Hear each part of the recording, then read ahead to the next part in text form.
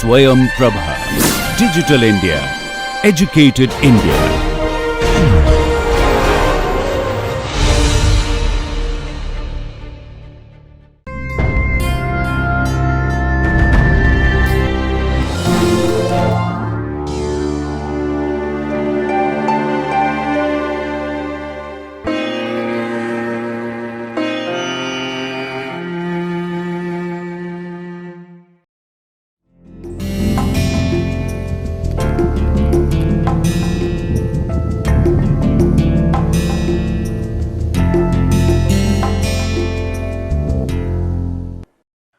Welcome back, my dear friends. A very good morning, good afternoon, good evening to all of you.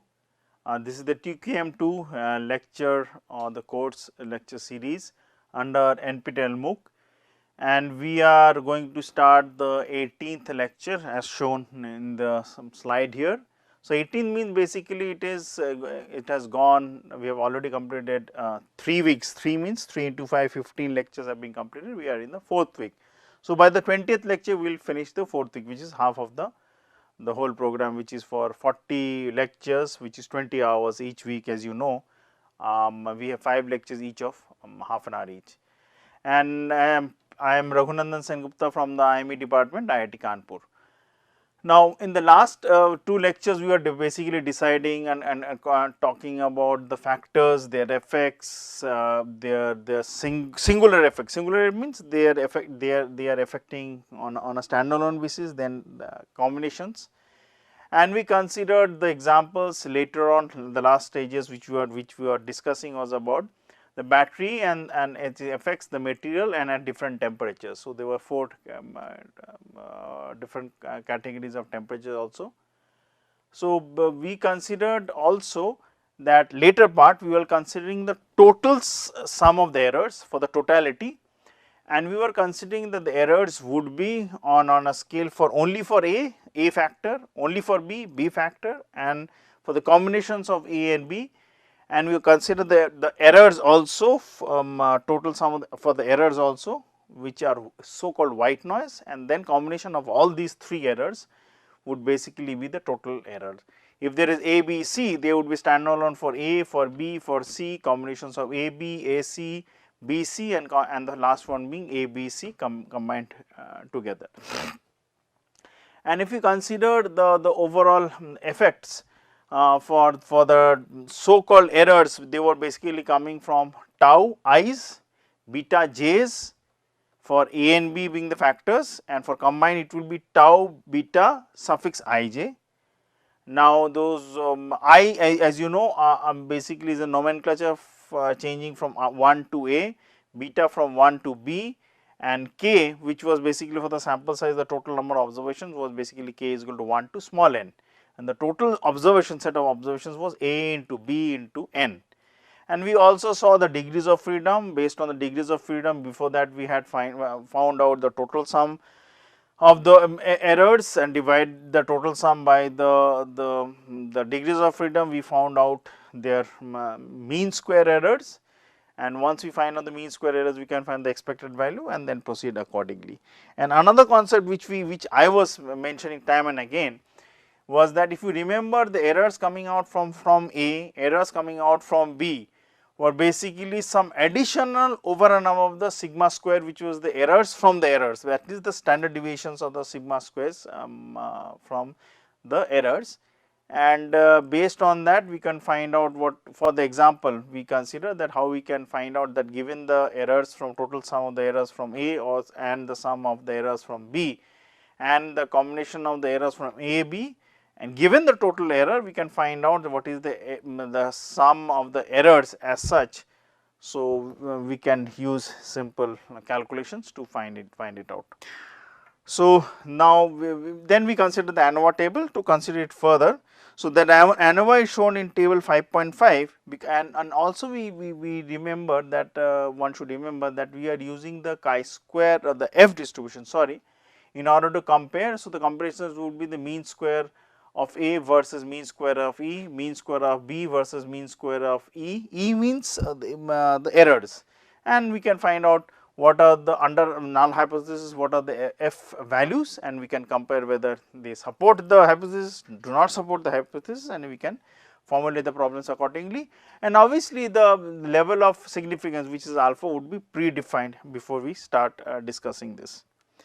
So, the ANOVA is shown in let me continue reading it. ANOVA is shown in table 5.5 because F, now these values of 0.05 is basically the alpha value, and 4 was basically the number of observations, or M degrees of freedom, or M minus 1, depending on how the situation have been framed, and 27, which is the last suffix which you see under F, is basically the degrees of freedom N, or N minus 1.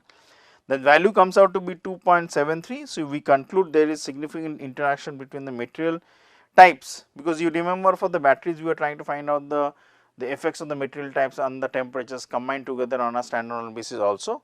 So, furthermore, the value of F of 0.05, 2 and 27 comes out to be 3.35. So, the main effects of the material type on the temperature are also significant, and they are basically given in the table 5.5, where you have in the first column which is the sources of variations. They are from the material, from the temperature, from the interaction of the temperature and material, and the error. Error is basically we are using the concept of E. So, if I go back and define, so this is basically A, this is B, this is E or small e, whichever you do not. Sorry, my mistake, sorry, I just jumped one step. So, this is basically E would come here, and this interaction would be A into B, and this is the total one. So, the sum of the square values are given. So, these are the sum of the squares, those values are given. So, degrees of freedom are given. So, if you remember, the degrees of freedom was in A minus 1, B minus 1. So, A into 1, A minus 1 into B minus 1. So, based on that we can find out the degrees of freedom. So, the degrees of freedom are found out, the mean square are found out by dividing the sum of the errors by divided by the degrees of freedom. The F values are given, and based on that you comment whether they support or do not support the null hypothesis. To assist in interpreting the results of the experiment, it is helpful to construct a graph of the average responses at each treatment conditions. This graph is shown in figure 5.9 as stated here and shown. The significant interaction is indicated by the lack of parallelism on this line. So, if they are parallel, so they would basically give you a very nice trend in the relationship. So, in general, longer life is attained at low temperatures regardless of the material type, because the wear and tear, decay and whatever concepts we can basically say on the technical part, you can basically mention that. So, changing from low temperature to intermediate temperature, battery life with material type 3 may increase. So, what is now important, I am going to use the highlighter. This is for material 3, this is for material 1, and this is for material 2.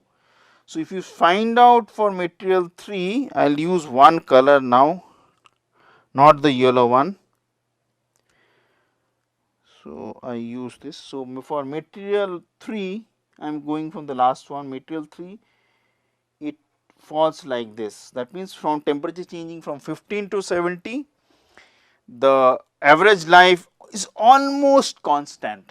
So, if you see the line which I am highlighting now is almost constant. When it changes from 70 to 125 increases, the average life changes. If I consider material 2, let me use another color, green. So, it is not constant, but the fall is almost constant. So, consider there is no break, it is a straight line. So, as temperature increases from 15 to 70, 70 to 125, the rate of change of the effect of average life being affected by temperature is almost constant, decreases. And if we consider material 1, let me use another color. So, basically first falls and then becomes almost constant. So, from 70 to 125 it is constant. So, let me read it what is written. Changing from low temperature to intermediate temperature, battery life with material 3 may actually increase. Increase means this part.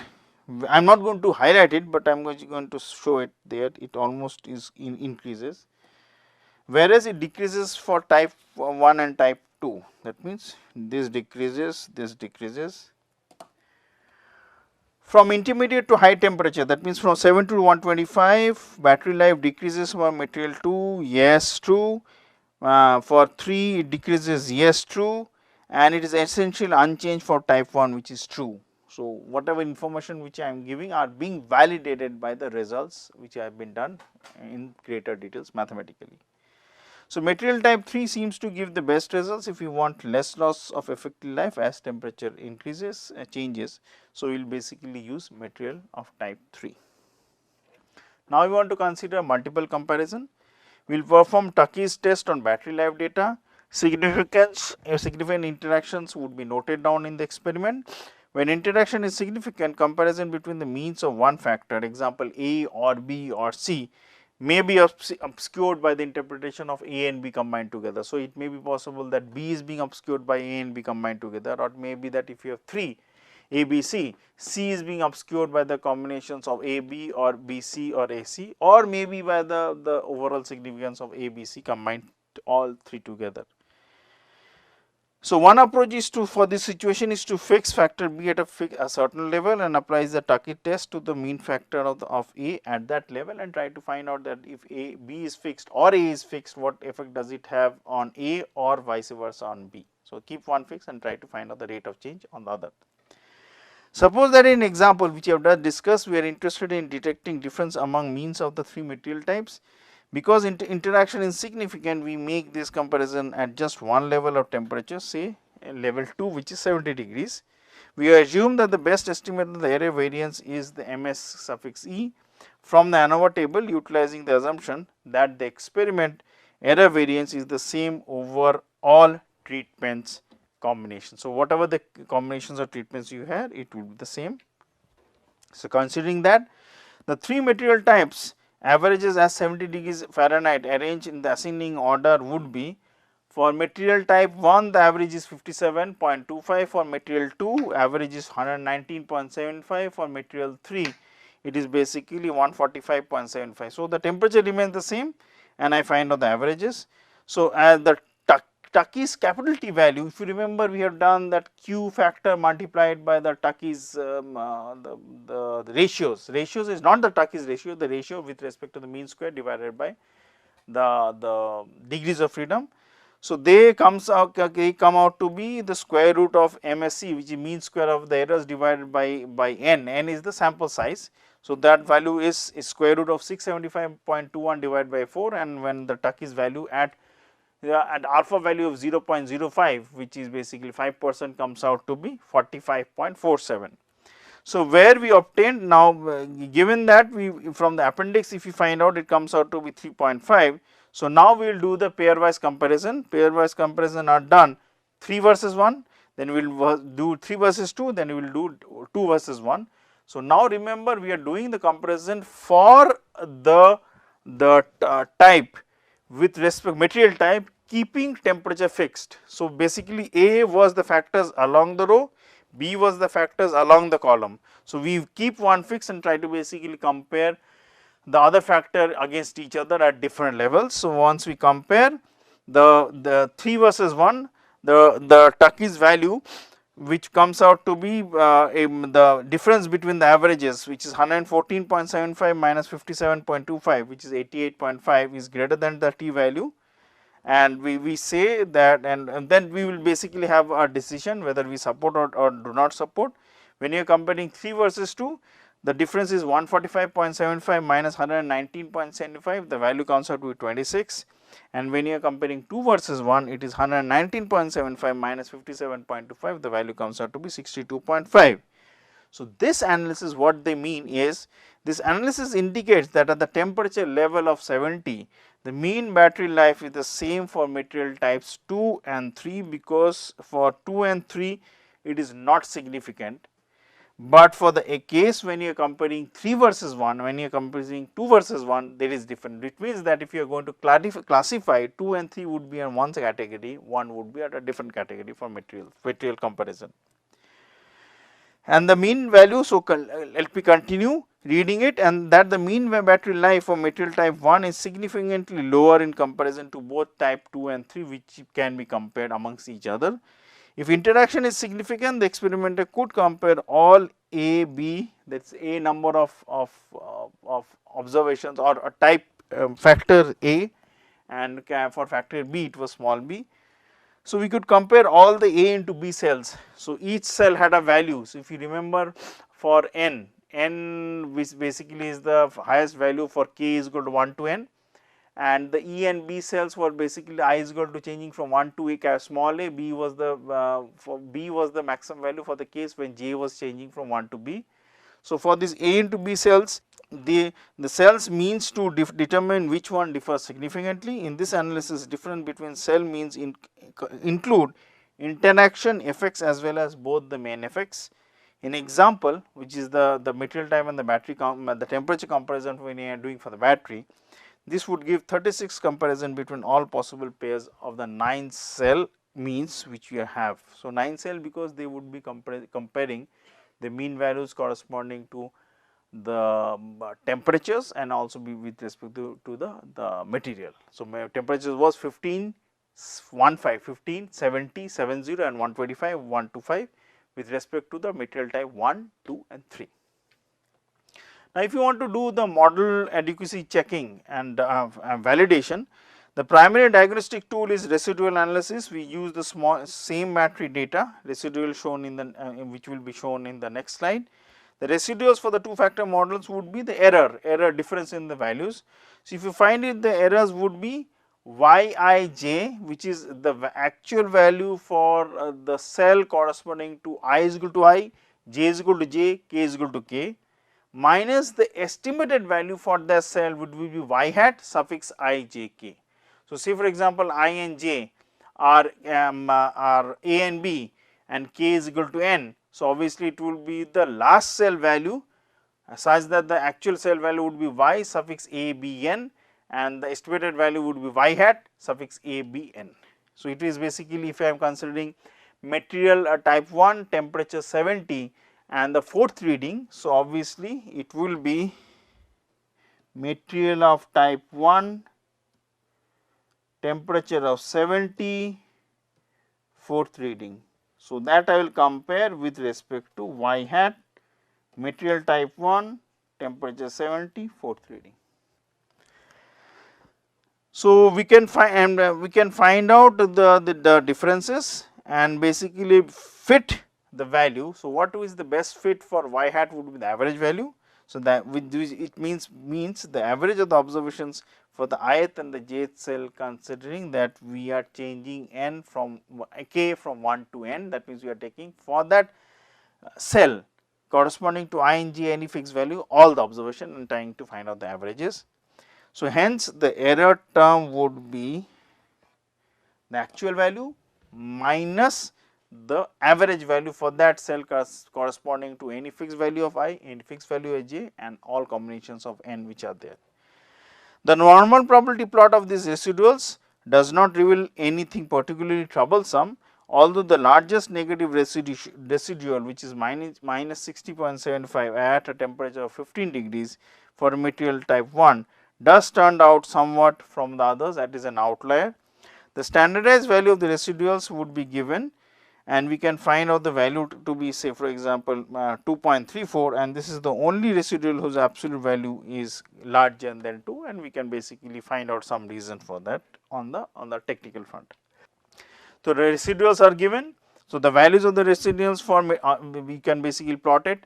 The material being on the first column 1, 2, 3, the temperatures being on the first row which is 15, 70, 125. The values are given as they are. It is minus 4.75, 20.25. I am reading the rows, then minus 23.25, minus 17.25, minus 37.5, 12.5, and we can basically mark these values accordingly. When we do the normality plot of the residuals for this example, the normality plot comes out to be almost the same except one outlier here and the set of outliers which are here. So, obviously, there would be some technical reason for that, but it is just to show that what is the normality plot. Then if you plot the residuals versus, that is E error term with respect to the predicted values, which is y hat or y bar, which we can basically take the overall the distribution correspond distribution what is the what the variance. So, say for example, we find out for 50 y hat value of 50, we can find out for 100, we can find out for 150, and then basically see how the dispersions, how the movements, or how scattered they are. Similarly, we will do the plot of the residuals versus material type being 1, 2, 3, and we will do the residuals plot with respect to temperatures also, which is factor B, temperature is 15, 70 and 125. And on the y axis, as I mentioned, again I am repeating, it is the residual or the errors. From table 5.6 we see, or from the information we see, that 15 degrees material type 1 cell contains both extreme residuals, which is minus 60.75 and 45.25. So, this is a huge dispersion of the movement. These two residuals are primarily responsible for the inequality, the variance detected in the figure 5.132, 5.13 and 5.14. 5.13 and 14 are in front of you now. So, they would basically give this. So, if I am saying that for 15 and type 1, so these are the huge amount of variability. So, there must be, I am just hashing it in order to make you understand. So, there would be some ideas you can get about the overall dispersion of the movement. Now, the estimated models of the parameters model would be, if you remember, we have mentioned the model as y, I, j, k suffix values are I, j, k, I changing from 1 to a, j changing from 1 to b, k changing from 1 to n, would be equal to the average of the average, which is mu, which is technically y double bar or triple bar, depending on how many such factors you have, is basically the average of the average of the average, and you are trying to basically sum it up for 3 times. So, when I am trying to find out y, I, j, sum up for all I, sum up for all j, sum up for all k. So, this technically in the long run should be the mu value, plus tau I, which is basically the so called movements, positive negative movements with respect to the ith factor, beta j would basically with the movements positive negative depending on the bth factor, and tau beta in tau into beta suffix ij would basically the movements corresponding to the combination of the factor A and factor B, and epsilon was the error, epsilon ijk. So, how we can find out? This is very simple. If you remember, I want to find out the average, which I am just noted down. So, technically do with the estimated value, which technically if I put it right, it is dot dot dot as shown here. So, this is basically going to make life simple for us to understand. When I find out tau I would basically be the difference. Now, I is what? I is basically for a factor.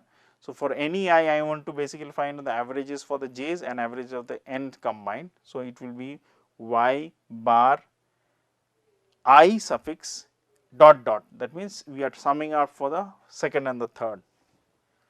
So, it will be summation of the second and the third, which is j and k, and I being fixed as equal to anything value I equal to 1 to a. So, this is y I j k, we sum it up, minus the average of the average of the average. So, that will give me tau I. Similarly, when I want to find out beta j's or hat value, because it is the estimated value, it will be what? I am keeping j fixed. So, it will be summation for all the i's, summation for all the n's. So, the summation would be for all i's and all k's, sorry. So, note down here it is basically summation of I k, note down here it is the summation of j k, and here j is equal to 1 to b.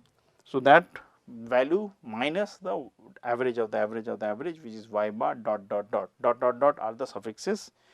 And if I want to find out the estimated value of tau beta suffix ij, then obviously it will be summation of, we will go one step at a time. First we will find out the summation for all the n's, minus that would be the summation for all the values of j and k keeping I fixed, and then trying to find out all the summations keeping I and k fixed, I and k summing up, sorry, for j fixed, minus the average of the average of the average values, which is this one, and I is equal to 1 to a. Now, choice of the sample size is important. So, what are the important points to be considered are like this: the operating characteristic curves, which would be shown for each and every sample size, can be used to assist the experimenter to determine an appropriate sample size. For a 2-factor model, it can be increased to the 3-factor models, 4-factor models, so on and so forth.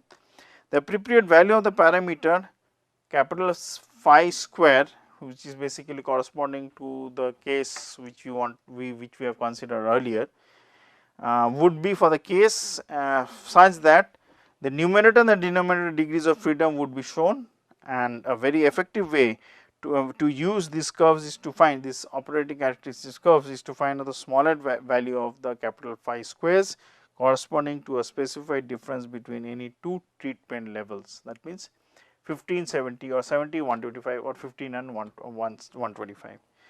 For example, if the differences in the two row elements is d, then the minimum value of phi square would be calculated accordingly, which will be n into b, because n is basically for all the observations, b is for all the numbers for factor 2, which is b, and d square would be the differences corresponding to the row means values for the rows. Rows means for factor a. So, that hence it will come in the numerator, which will twice into a into sigma square. Sigma square is the variances, a is the number of observations, and y2 because you are taking the average in the long run. So, it will be the difference if any, and in the case when you are trying to find out the differences of the columns, then just replace b by a as you see. So, this b value which I am circling would be replaced by a, n remains fixed, d square which I am taking as a symbol or the notation for to find out the differences between either the rows or the columns remains as it is, d square, and in the denominator 2 remains as it is, sigma square remains as it is, and in the first case I find out for the rows, so hence it was a. Now I find out for the columns, hence it is b. So, operating characteristic curve parameters for the 2-factor models, there is fixed effect models. So, the factors are given a, b, a, b, it can be continued to a, b, c, a, c, b, c, a, b, c. So, capital phi squares values are given and the degrees of freedoms are given. Based on the degrees of freedom, you can find out the corresponding average values as required. So, with this I will end this 18th lecture and continue more discussion about the factor models and expand it, and basically try to consider more examples for a better understanding. Have a nice day and thank you very much.